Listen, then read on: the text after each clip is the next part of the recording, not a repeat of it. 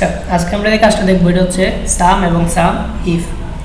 সাম এবং সাম ইফের কাজ দেখতে গেলাম প্রথমে ডাটা ইনপুট করতে হবে কিছু। আমরা কিছু ডাটা ইনপুট করার জন্য আমরা লিখলাম যে সিরিয়াল লং, তারপর আমরা লিখতে পারি এখানে কাস্টমার নেম,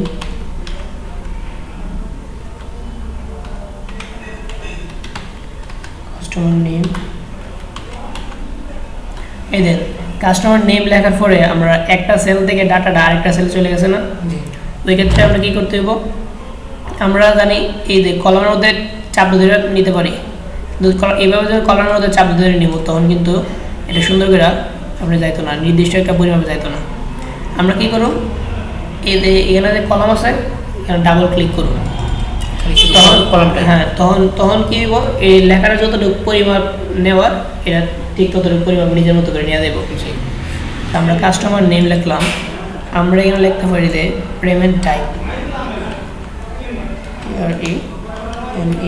পেমেন্ট টাইপ।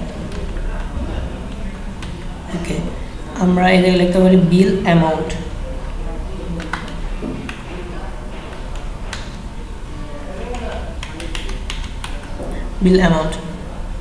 এখন আমরা সিরিয়াল নাম্বার তুলব, সিরিয়াল নাম্বার 1 2।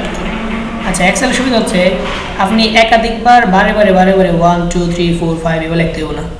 আপনি 1 আর 2 লিখছেন না, এখন জাস্ট আপনার মনে করেন এই দুইটা সেল একসাথে করবেন।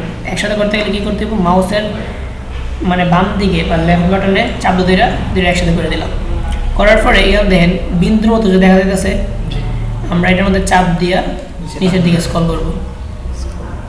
এই দেখেন আমি যতটুকু স্ক্রল করবো ঠিক ততটুকু আমার অটো সিরিয়াল চলে আসবো। এটা হচ্ছে আমার এক্সেলের সুবিধা। আর এগুলো যে দেখতেছেন এগুলো কিন্তু কোনো সিরিয়াল নাম্বার না, এগুলো হচ্ছে আপনার রো এর নাম্বার। এই যে লম্বা লম্বা দেখতেছেন না, প্রত্যেকটা এক একটা রো, আর এটা হচ্ছে আপনার রো এর number. R A B C দেখতেছেন এগুলো কিন্তু মূলত আপনার ABCD নয়, এগুলো হচ্ছে আপনার কলামের। হ্যাঁ, এটা হচ্ছে আপনার কলামের নাম, A column, B column, C column. এগুলো আমরা এখন বর্তমানে জি কলামে আছি। আচ্ছা, আমরা এইদিকে পড়ে যাই। এখন আমরা এগুলো লিখুন কাস্টমার নেম, আমাদের কাস্টমার নেম দেওয়া শেষ। এখন আমরা দেখবো এখানে পেমেন্ট টাইপ, মানে তারা কি কি টাইপের পেমেন্ট করছে। আমরা এখানে তিনটা দিয়ে, যেমন মনে করেন ক্যাশ, কার্ড এবং ব্যাংক। একবার তো লেখা নেবেন, তখন জাস্ট একবার নাম লিখলেই এটা নিচে শো করবো। বিল অ্যামাউন্ট দিই 1000। ঠিক আছে, এই হলো আমাদের বিল অ্যামাউন্ট দেওয়া শেষ। এখন এই থেকে আমরা টোটাল লিখতে পারি। পরে আমরা এখানে লিখতে পারি আপনার সূত্রগুলোর নাম লিখতে পারি। মনে করেন আমরা সাম বাই করব, তখন সামের নাম লেখা দিই, তখন আপনার বুঝতে সুবিধা দেবো আর কি। তারপরে আমরা সাম ইফের কাজ শিখবো, তাহলে সাম ইফও লেখা রাখি। পরে সূত্রের নামগুলো লেখা শেষ। এখন আমরা নিচে যে টাইপগুলো আমরা দিয়েছি, যেমন ধরেন পেমেন্ট টাইপগুলো আমরা এখানে আলাদা করে রাখলে আপনার বুঝতে সুবিধা দেবো। তো এটা আমরা আমরা মোটামুটি আমরা ডেমোটা সাজানো শেষ। এখন আমরা এই ডেমোটার সাহায্যে সাম এবং সাম ইফের কাজ শিখবো। দেন সাম মানে হচ্ছে যোগ করা। আপনার সাম যখন আপনি নেবেন তখন আপনার যতটুকু অংশ আপনি সিলেক্ট করবেন, আপনি মনে করেন যে সেলটা যতটুকু অংশ সিলেক্ট করবেন, ওই অংশের ভিতরে A to Z সে হিসাব করে আপনার দেখাইব সাম। তো এখন আমরা কী করব, সামের মাধ্যমে এই যে ডেমোটা আমরা সাজাইছি, এই ডেমোর থেকে টোটাল কত টাকার বিল অ্যামাউন্ট আছে, হ্যাঁ, এটা আমরা বের করব। মনে করেন এটা হচ্ছে আপনার একজন হিসাব রক্ষকের একটা দৈনন্দিন বা একদিনের একটা হিসাব, মানে তার একটা ব্যাংকের মধ্যে এরকম থাকতে পারে। তো তার কাছে 3 টাইপের পেমেন্ট হয়েছে, একটা ব্যাংক, ক্যাশ এবং কার্ড। তো আমরা এখন দেখতে চাইতেছি যে সারাদিনে টোটাল কত টাকার লেনদেন হয়েছে, ওইটা দেখতে চাইতেছি। তো এটা কীভাবে দেখুন, সামের মাধ্যমে। তো চলেন আমরা দেখি এটা। আমরা যে সেলের মধ্যে দেখতে চাইতেছি যোগফলটা, ওই সেলের মধ্যে আমরা যাই। আমরা এই সেলের মধ্যে দেখতে চাইতেছি। পরে আমরা জানি এক্সেলের মধ্যে যে কোনো সূত্র প্রয়োগ করবেন আগে ইকুয়ালকে কল করতে হবে। তো আমরা ইকুয়ালকে কল করলাম, করার পরে আমরা লিখি সাম। আচ্ছা, সাম আসার পরে আমরা এই দেন সাম শো করতেছে না। আমরা এখন যদি ট্যাবে ক্লিক করি আমাদের সামনে সূত্রটা শো করবে, এখন কিন্তু কোনো সূত্র শো করতেছে না। আবার আমরা যদি সামের উপরে ডাবল ক্লিক করি মাউসের লেফট বাটন দিয়ে ডাবল ক্লিক করলে সামনে সূত্র শো করবো। এখন একদম ইজিলি আপনার হচ্ছে নাম্বার 1 আপনি প্রথম থেকে একদম শেষ অবধি সিলেক্ট করবেন। করার পর আপনি ব্র্যাকেট শিফট দিয়ে ব্র্যাকেট ক্লোজ করতে পারেন অথবা ইন্টার ক্লিক করলে এসে পারবো।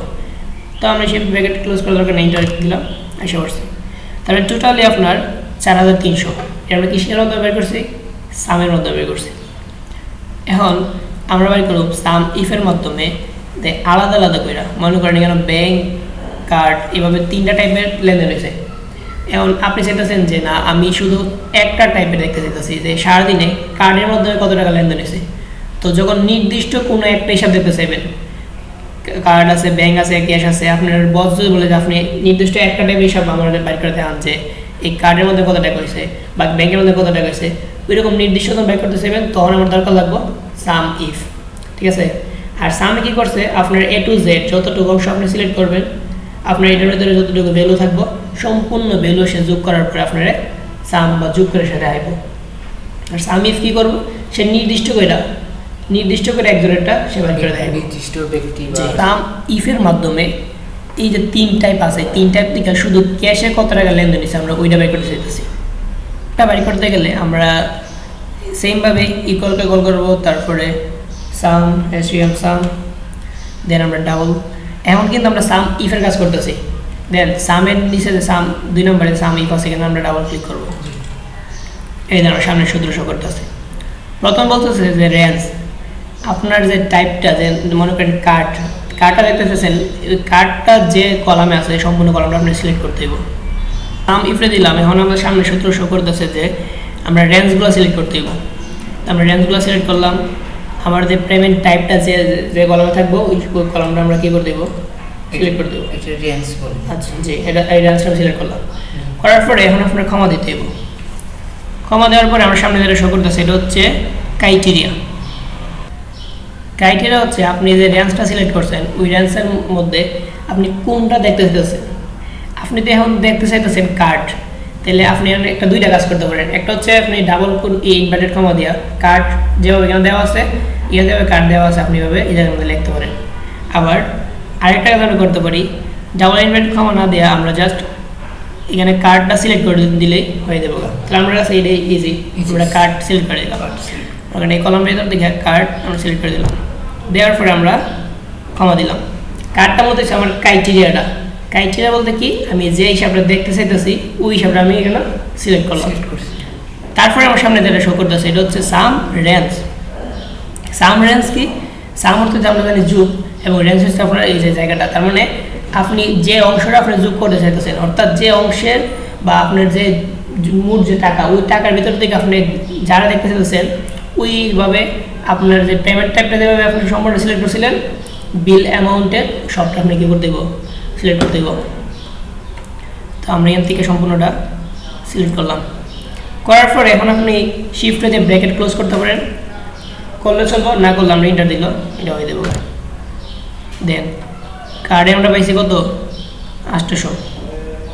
দেখি আমরা এটা ঠিক আছে কিনা। এই দেন কার্ড এখানে আছে 400, এখানে আছে কত 400। দেখছেন খুব সহজে আমরা এই অনেকগুলা ডাটার মধ্যে দেখে যে কোনো নির্দিষ্ট একটা ডাটা আমরা বের করতে পারি বা নির্দিষ্ট একটা যোগফল আমরা বের করতে পারি কিসের মাধ্যমে, সাম ইফের মাধ্যমে। এখন এভাবে আমরা ব্যাংকেরটা বের করতে পারি, ক্যাশেরটা বের করতে পারি। তো ব্যাংকেরটা বের করতে গেলে সেমভাবে আপনি কী করতে হইব, প্রথমে আপনার ইকুয়ালকে কল দেবেন, তারপরে সাম ইফের উপর ডাবল ক্লিক, তারপরে আপনার রেঞ্জ সিলেক্ট করতে হইব, মানে যে টাইপটা আর কি ওই টাইপের এটা সম্পূর্ণ আমরা সিলেক্ট করলাম। রেঞ্জ মানে কি, রেঞ্জটা আসছে এটা হচ্ছে আপনি এখন কিন্তু আমরা ব্যাংকের অ্যামাউন্টটা বের করতে চাইছি, তার মানে ব্যাংকটার যে কলামে আছে ওই কলামটা আমরা সিলেক্ট করতে হইব। হ্যাঁ, প্রথম যে রেঞ্জটা, তো আমরা এটা সিলেক্ট করলাম। করার পরে কিন্তু কাজ শেষ হয় নাই, আমার কী করতে হইব, ক্ষমা দিতে হইব। তারপরে আপনি খেয়াল করে দেখেন আমাদের সামনে সকল হচ্ছে যে ক্রাইটেরিয়া। এখন ক্রাইটেরিয়া কি, ক্রাইটেরিয়া হচ্ছে আপনি এই যে রেঞ্জটা সিলেক্ট করছেন, এই রেঞ্জটা সিলেক্ট করছেন, এই সিলেক্টের মধ্যে আপনার ব্যাংকটা কোন জায়গায় আছে আপনি এখান থেকে ব্যাংকটা সিলেক্ট করে দিলে হয়ে যাবে, অথবা আপনি ডাবল কোটেশন দিয়ে ব্যাংকটা এখানে লিখলো হইব। মূলত আপনি ক্রাইটেরিয়াটা সিলেক্ট করে দেবো। তো আমি এখান থেকে 3 ধরনের টাইপ আছে, আমি দেখতে চাইতেছি তারে আমি ক্রাইটেরিয়া দিব। তো আমি কারে দেখতে চাইতেছি, ব্যাংক। তো আমি ব্যাংকের উপরে একটা সিলেক্ট করলাম, করার পর আমি ক্ষমা দিলাম।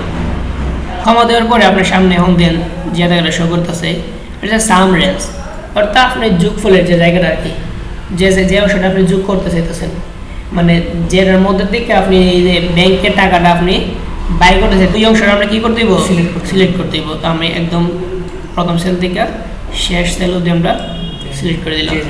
দেওয়ার পরে এখন আমরা ইন্টারে ক্লিক করি। এই দেখেন ব্যাংকের মধ্যে 1700 টাকা লেনদেন কি আমরা যুক্ত হয়েছে কিনা। এই দেন ব্যাংকে এখানে আছে 100, এখানে কত 900, কত হয়েছে 1000, এখানে কত 700, 1700, আমরা এর কত হয়েছি 1700। তার মানে এইভাবে আমরা কি করতে পারি, সাম ইফের মাধ্যমে নির্দিষ্ট একটা টাইপের বা নির্দিষ্ট একটা জিনিস আমরা কী করতে পারি, যোগফল বাই করতে পারি। আর সামের মাধ্যমে A to Z আপনার যোগ শেয়ার করে দিব। ঠিক আছে, তো আশা করি আমরা সাম এবং সামিফ সম্পর্কে একটা ধারণা এবং আশা করি বুঝতে পারছেন, ঠিক না? এখন আপনি যদি এরা আমরা সুন্দর করে আপনি নিজের মধ্যে করে একটু কাস্টম করতে চান, তাহলে আমরা দেখেন কী করি। এটা আপনি একটু এডিট করলাম আর কি। এখানে আমরা ক্যাশটা রয়ে গেছে, ক্যাশটা আমরা বাড়ি বলছিলাম যে এই জায়গার মধ্যে আমরা ডাবল ইনভার্টেড কমা দিয়া আমরা ওই অংশটা লিখতে পারি। তো প্রথম দুইটা তো আমরা সিলেক্ট করে করছি, আর এখন এইটা আমরা করুন ডাবল ইনভার্টেড কমা দিয়া কীভাবে করতে হয়। দেখ প্রথমে আপনি শিফটে ডাবল ইনভার্টেড কমা দিবেন, দেওয়ার পরে সম্পূর্ণ কথাটা লিখতে হইব। আমরা কি লিখতে হবে, কেন ক্যাশ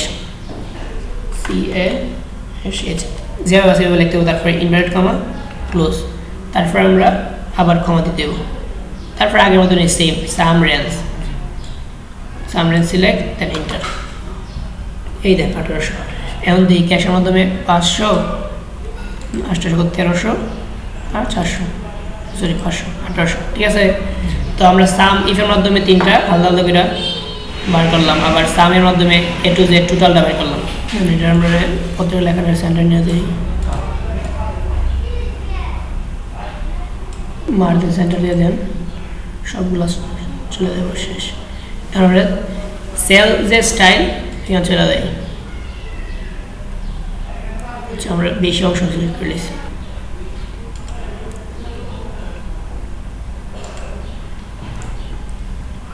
এখন প্রত্যেকটা আপনি আলাদা আলাদা করে ডিজাইন করতে পারেন। সেমভাবে সিলেক্ট করার পরে জাস্ট সেল স্টাইলিং এ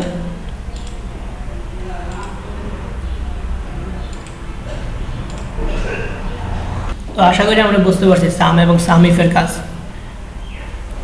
ঠিক আছে।